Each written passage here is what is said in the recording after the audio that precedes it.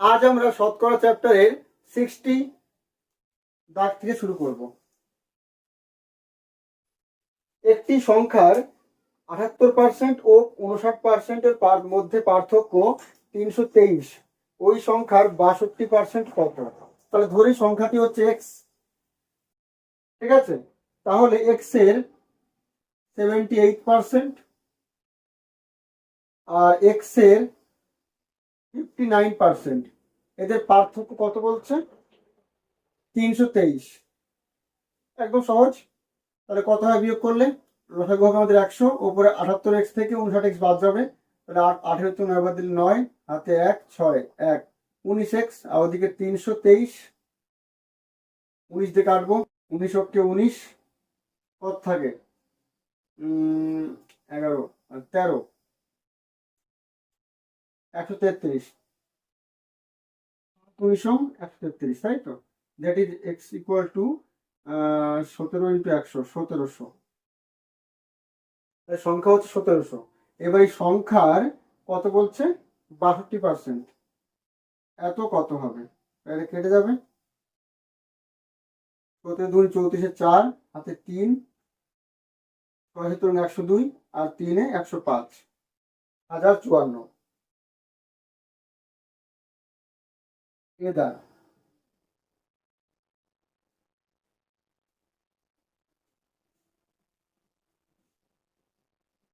61।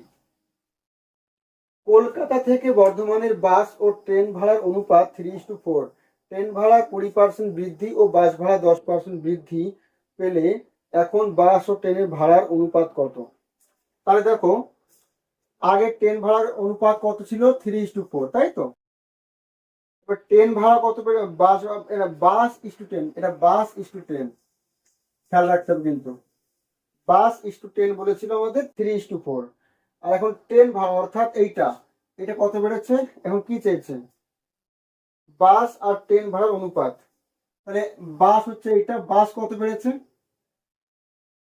3 ছিল আগে, আর বাস ভাড়া বেড়েছে 10%, তার মানে 110/100 হয়েছে, ইস্টু 4 ছিল আগে ট্রেন, আর এখন কত বেড়েছে? 20% বেড়েছে, অর্থাৎ 120/100 হয়েছে, তাই তো? তাহলে 100 100 কাটবে, 0 0 কাটবে, 3 4 12 হবে, আর কাটছেন দেখো 11:4 4 16। তাহলে এখন 11:16, সি দাগ।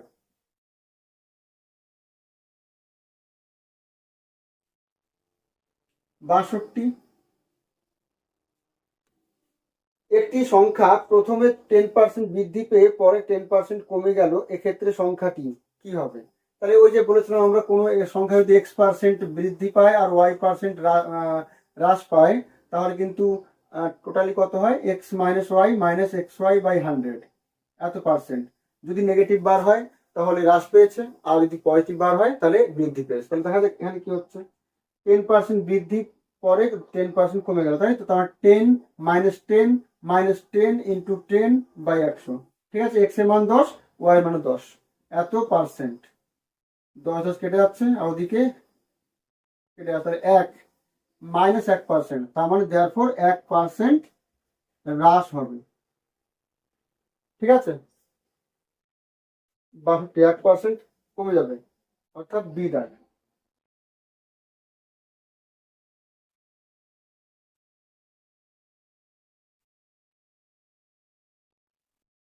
63। বর্গক্ষেত্রের বাহুর দৈর্ঘ্য 50% কমে গেলে ক্ষেত্রফল কমে যাবে। তাহলে দেখো, বর্গক্ষেত্রের বাহু 50% কমে গিয়েছে, তাহলে দৈর্ঘ্য 50, দৈর্ঘ্য আছে, তাহলে দেখো দৈর্ঘ্য, দেখো দৈর্ঘ্য 50% কমেছে, প্রস্থ 50% কমেছে, তাই তো? তাহলে এখানে দেখো এক্স এর মানও এইটা, ওয়াইও এটা, দেখো মানে এখানে দৈর্ঘ্য, আমরা একটাকে দৈর্ঘ্য বলছি, একটা প্রস্থ বলছি, তার মানে দৈর্ঘ্য আর প্রস্থ সেম সেম হয়তো এখানে, তাহলে এটাও এক্স এটাও এক্স, এক কথায় এরকম ব্যাপারটা। বড় ক্ষেত্রে যেহেতু, তাহলে দুটোই কমেছে, তাহলে ক্ষেত্রফল কত কমবে? তাহলে যদি দুটোই হ্রাস পেয়েছে তাহলে কি হবে? X plus Y minus xy/100, এত পার্সেন্ট হ্রাস, তাই তো? এখানে এক্স এর মান আছে কত? 50 + 50 - 50 × 50/100, এত পার্সেন্ট। দ্যাট ইজ 100 মাইনাস কত হয় এটা, 50 দ্বিগুণী 100, 25 দ্বিগুণী 50, অর্থাৎ 25, 75% হ্রাস পাবে। এ দাগ।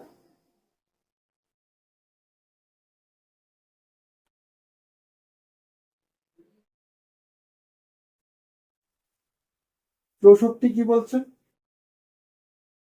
ক্রমান্বয়ে 2 বছরে একটি বিদ্যালয়ের 80 জন ও 60 জন পরীক্ষার্থী ছিল, যাদের 60% ও 80% উত্তীর্ণ হয়। গড় অংশের হার, তাহলে উত্তীর্ণের হার হার কত, তাই তো? তাহলে 80-র মধ্যে কতজন পাস করেছে, 60%,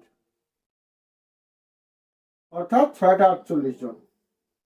ঠিক আছে, আচ্ছা, আর 60 জনের মধ্যে কত পাস করেছে, 80%, 648 জন।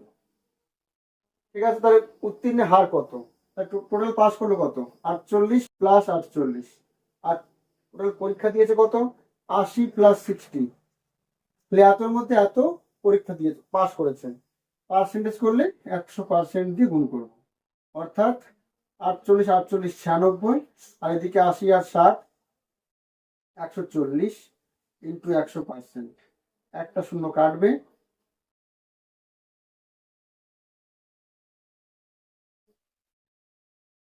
তাহলে 7 2 দিয়ে কাটছি, 7 দুগুণী 14, 48 দুগুণী 96, আর কাটবে না, 480 বাই 7, 7 দিয়ে কাটলে 6 7 42, 42 থাকে তোমার 6, 60, 7 8 56, 4 পড়ে থাকে, 68 পূর্ণ 4 বাই 7,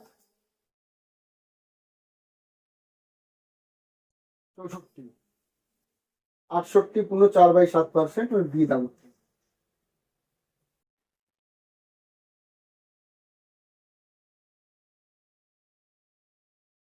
পঁয়ষট্টি কি বলছে, একটি ব্যক্তি তার বেতনের 75% খরচ করে, তার বেতন 20% বাড়লো এবং খরচ 10% বাড়লো, তার সঞ্চয় কত বাড়বে? তাহলে তাহলে দেখো, তার ধরে নিচ্ছি ওর আয় হচ্ছে 100x, তাহলে খরচ কত হচ্ছে 75x, আর সঞ্চয় কত হচ্ছে 25x, তাই তো? হলো, তার বেতন 20% বেড়ে গিয়েছে, তাহলে 20% বাড়লে 100 ছিল আগে, এখন 120 হয়ে গেছে, তাই তো? তাহলে 120x হবে এখনকার বেতন। এইবার এখনকার বেতন 120,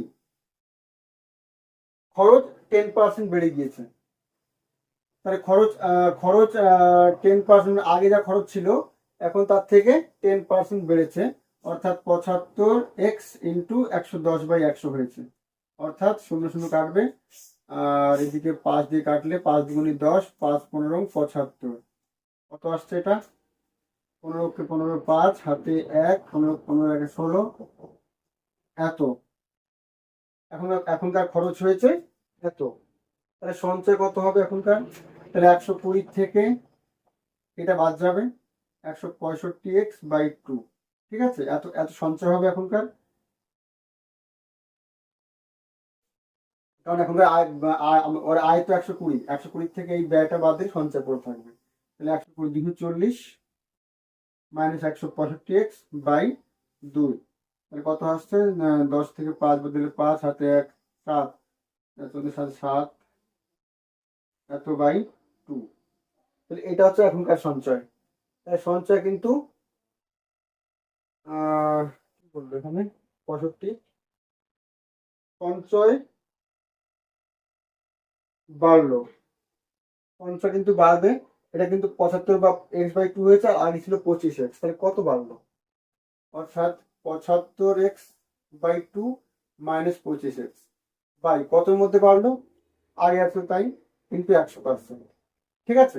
তাহলে কি হবে, 50, 75 থেকে 50 বাদ দিলে কত থাকে, 25, 25x/2, আর নিচে 25x ইন্টু 100%, তাহলে এটা কেটে যাবে, তাহলে 1/2 ইন্টু 100, অর্থাৎ 50%, সঞ্চয় 50% বেড়ে গেল। 65, বি দাগ।